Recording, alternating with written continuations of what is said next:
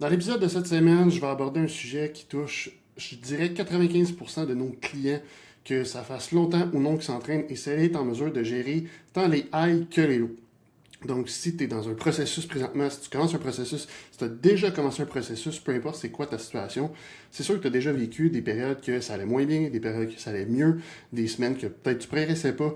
Donc, je veux vraiment aborder ce sujet-là et je vais parler aussi de mon expérience personnelle dans le passé. C'est comment que j'ai réussi à overcome ce genre de situation-là.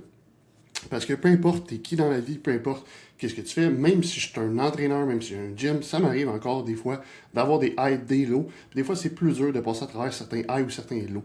Parce que oui, ça va être dur de passer à travers certains highs, tu vas comprendre ce que je veux dire. Et je vais faire beaucoup quand même de parallèles à l'entrepreneuriat parce que veux pas, ça m'arrive beaucoup aussi dans mon parcours entrepreneurial depuis maintenant presque 6 ans, donc depuis 5 ans et demi-ish. Euh, mais c'est aussi des leçons qui sont très bonnes dans ta vie au quotidien, peu importe le défi que tu vas vivre, que ce soit au travail, que ce soit avec la famille ou quoi que ce soit. Donc, qu'est-ce que je veux que tu en sortes aujourd'hui, en fait, c'est avec une leçon claire. Ça se peut que je dise des choses qui vont te choquer, qui vont te frustrer un peu, qui vont te challenger, et c'est 100% correct. Vois pas ça comme une attaque personnelle, parce que clairement, je sais pas t'es qui écoute la vidéo présentement, mais j'espère que tu vas en ressortir avec un pinpoint très clair sur comment tu devrais agir dans les prochaines semaines, dans les prochains mois, dans les prochaines années, quand tu vas vivre un high et un low. Ce qui est important de comprendre, c'est que peu importe que c'est un high ou que c'est un low, c'est souvent les moins bonnes situations pour prendre des grosses décisions. Ce que je veux dire, puis je vais donner plusieurs exemples. J'ai eu une cliente la semaine passée en suivi. Elle s'est pesée le vendredi matin pour son check-in. Elle n'avait pas perdu de poids cette semaine-là. Fait que là, elle s'est dit, ben là, tant qu'à faire, fuck it, la fin de semaine, ben elle a débarqué au complet. Fait que finalement, elle est revenue lundi, encore plus pesante qui était le vendredi. Ça, c'est un exemple typique sur lequel que je pourrais te mettre en place, en mesure de gérer sur les dents et les hauts, parce que c'est pas parce que tu n'as pas perdu de poids cette semaine que tu devrais scraper toute ta fin de semaine. Fait que c'est d'être en mesure de te tempérer, être en mesure de lever le pied sur le gaz ou sur le break, peu importe la situation que tu vis. Exemple d'un high que tu pourrais vivre, ça va super bien présentement. Fait que là, t'es comme sur un petit nuage, mais là, vu que t'es sur un petit nuage, tu commences à slacker, tu fais peut-être un peu moins attention, puis là, il se passe des affaires, puis là, finalement, oh, tu pognes un lot tout de suite après. Fait que là, tu vas faire des montagnes russes de même, puis là, ton pot, ben, il va faire ça et tout. Puis, au finalement, tu vas juste avoir des mood swings de merde, puis ça va être vraiment déplaisant. Puis ceux qui l'ont déjà vécu, tu te reconnais probablement dans ce que je décris présentement. Fait que c'est juste de faire attention de, peu importe que tu sois sur un low ou sur un high, c'est pas de tout lâcher ou de se dire comme ah, I figured this out. I figured this out. J'ai comme joint deux mots. Donc, la compétence que tu dois apprendre, c'est d'être en mesure de te tempérer. Un autre exemple que je peux donner, j'étais comme ça beaucoup dans le passé. Je sais pas de la semaine, il y avait mon cheat meal le vendredi samedi soir. Et puis, j'y allais all-in. Mais j'y allais all-in. Mais là, ce que ça faisait, c'est que j'étais dans un high, j'avais le goût de manger, fait que là, je mangeais encore plus. J'avais mal au ventre, je me sentais quasiment malade, je me sentais ballonné. Ma gestion était impactée sur plusieurs jours, puis finalement, ben, je venais de scraper pas mal tous les efforts que j'avais fait dans la semaine. Fait que c'est de faire attention dans ces genres de moments-là et de tout le temps être en mesure de prendre un step back, de tempérer, puis de faire comme, OK, présentement, que ce soit un high ou un low, tu vas vivre pas mal les mêmes. Tu vas vivre des émotions qui vont être fortes. Fait que ce soit de la déception ou vraiment comme de la joie extrême, si on peut dire. Donc, de prendre un step back, de vraiment regarder ta situation avec un pas de recul, de faire comme, OK, qu'est-ce qui se passe présentement? C'est quoi ma situation? Puis comment je devrais réagir à ça? Et je te parle de ça parce que j'ai déjà vécu des high exemples en entrepreneuriat, que c'était des passes que ça allait bien, on faisait des profits ce mois-là, puis là j'étais comme, hey, tout va bien, j'ai figuré les salles, puis là je me mettais à investir, puis là je me réveille le mois passé, oh, attends un peu, là, on est un peu serré monétairement parlant en ce moment, il faut que j'aille ça.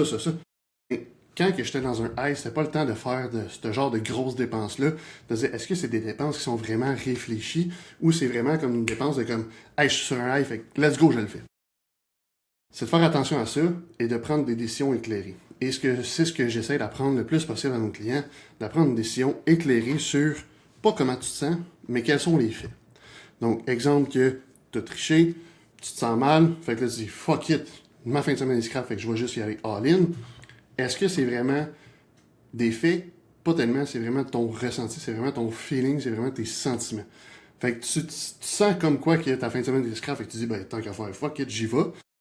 Mais ça va juste scraper puis encore ralentir plus tes résultats. Alors que si tu es en mesure de prendre un step back, tu te prends exemple une feuille de papier, puis tu vas te marquer c'est quoi la situation. Puis j'aime beaucoup la feuille de papier parce que ça va te vraiment te permettre de voir comme un œil externe, comme à vue d'oiseau si on veut, qu'est-ce qui se passe présentement, puis c'est quoi les changements que tu devrais faire.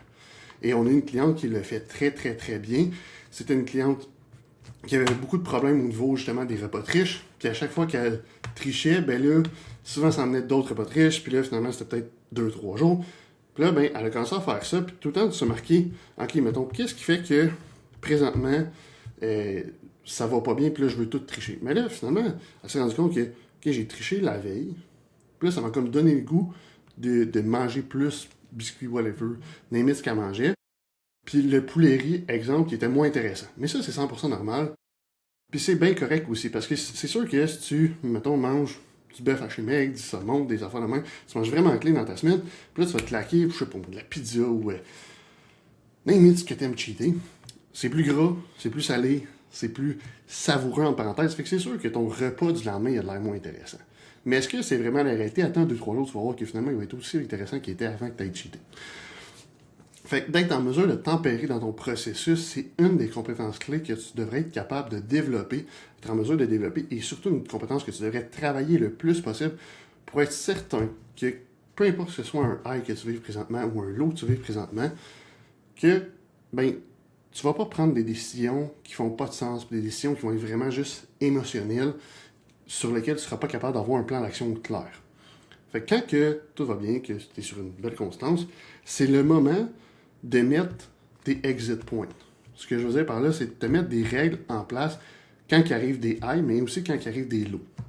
Fait qu'exemple que, je sais pas, moi tu dis, ok, ben je file pas bien aujourd'hui, ben quand que je file pas bien, je suis pas dans un bon mood, j'ai le goût de tricher, j'ai le goût de manger n'importe quoi, j'ai pas le goût d'aller au gym, fait que je bouge pas, je fais le divan, ben tu pourrais te dire, ok, ben à chaque fois que je me sens comme ça, mon exit point, c'est que je vais prendre une marche de 30 minutes, pas d'écouteurs, pas rien, juste me vider l'esprit, te ressortir de ce mood-là.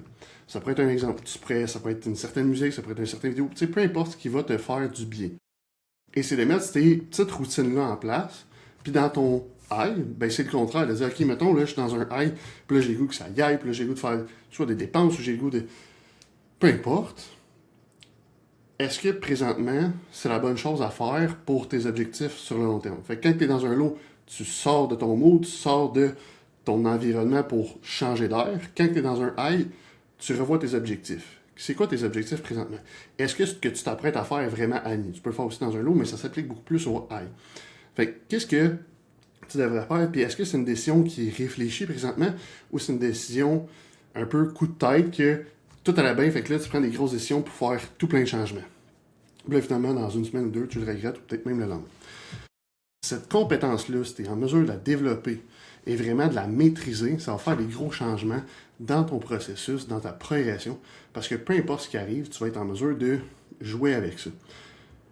Si tu as déjà fait des grosses pertes de gras, tu sais un peu ce que je veux dire, quand tu es allé un peu plus agressivement, ben à la fin, tu as le goût de tout manger, tu as tout le temps faim, tu es un peu dans un mauvais mood, ben pas mauvais mood, mais tu es un peu moody tout le temps, tu sais, un peu plus sur le edge tout le temps, ben tu vas vivre beaucoup d'émotions. Et exemple que je prends ma dernière préparation physique que j'ai faite pour une compétition l'année passée, ben à la fin, je faisais 5 heures de cardio par semaine, plus mes entraînements, plus mon posing, plus mon stretching, ce qui demandait énormément de jus mental et de jus physique. Et c'était difficile de juste voir à travers ça.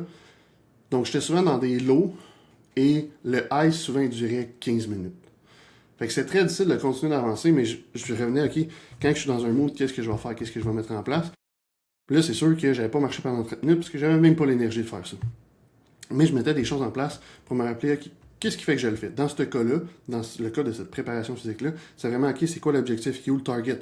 Puis tout le temps de me le rappeler au quotidien, puis j'avais des objets visuels, des visuels qui, peu importe que ce soit sur mon cellulaire, sur mon ordinateur, peu importe, qui me popaient tout au courant de la journée, pour me permettre de continuer d'avancer. Parce que c'était un gros lot. Un gros lot dans le sens que je filais pas tant bien en prep, puis c'est 100% normal. Fait que si tu as déjà fait une grosse perte de gras, ben tu sais un peu ce que je veux dire. C'est juste de garder on track ton objectif, c'est quoi présentement. Et ça me permettait de me tempérer, puis pas de partir en fou, puis là, finalement de binge eater et faire whatever quoi, skipper toutes mes cardio. Cette semaine, ton défi, ton devoir, c'est vraiment de regarder, ok, c'est quoi présentement que tu peux mettre en place quand tu vis un low, mais c'est quoi aussi que tu peux mettre en place quand tu vis un high pour t'assurer d'être bien tempéré tout au long de ton parcours et être en mesure de ne pas prendre des décisions qui vont avoir une grosse conséquence sur ton processus, mais au contraire, qui vont juste te permettre de continuer d'avancer. Donc, c'est ce que je te conseille de faire fortement. Même si ça va bien en ce moment, c'est sûr que ça va moins bien aller éventuellement. Fait que c'est de déjà prévoir ce genre d'action-là que tu peux avoir dans ton processus. Puis ça va t'aider également. Fait que si cette vidéo-là t'a aidé, abonne-toi à la chaîne YouTube, puis on se revoit dans un prochain vidéo.